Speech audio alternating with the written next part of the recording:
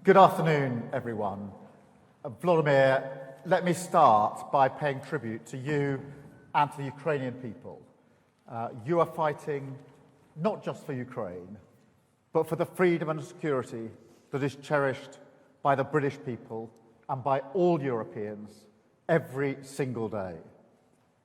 What's your impression of the chance that the US will give tomahawks in the end, or is it time for other countries to step up? To Prime Minister Vladimir, you have said for months that you're ready for a ceasefire and you're ready to meet Putin. Yet he continues to stall and play for time. Putin is the only person who does not want to stop this war.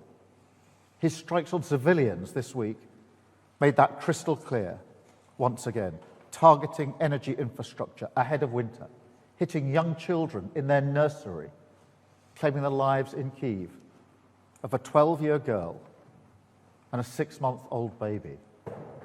This is who Putin is. Time after time, he rejects the chance to end the war. So I'm sure.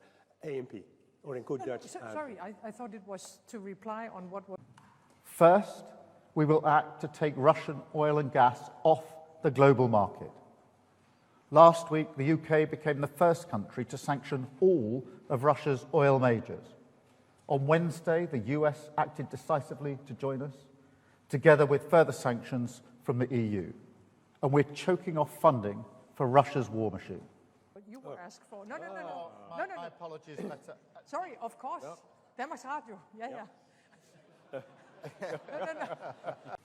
We all see the challenges these days, and the Russians are carrying out a campaign of terror against our energy system, and they really want to make the winter cold a tool of torment and pressure on Ukraine, our people, and on our defense. And Russia's goal hasn't changed. They want to break us, want to break Ukraine, and they are doing everything to achieve it. Doesn't this proposal come 3.5 years too late? And also for you, President Zelensky, what do you think? Do you think that... And we have to implement all we have discussed today about the Russia's shadow fleet. Besides, we are carrying out our own campaign of pressure with drones and missiles, specifically targeting the Russian oil sector. So the long-range capability directly strengthens diplomacy, the more losses Putin suffers on his own territory. The fewer assaults he can carry out on the front line, and the faster... Lucky for me, yes.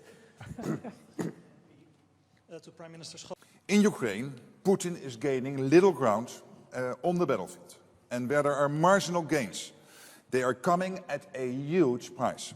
Hundreds of thousands of Russians are dying for Putin's deluded aggression. Ukraine continues defending itself bravely, and our support to them is working.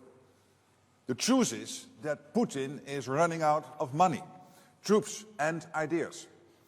President Trump said it very well. They should stop where they are now. And now is the right time to increase the pressure on Russia, so we can finally get a fair and a just peace for Ukraine. Dick, can I come to you first? Yes, and the question is going to...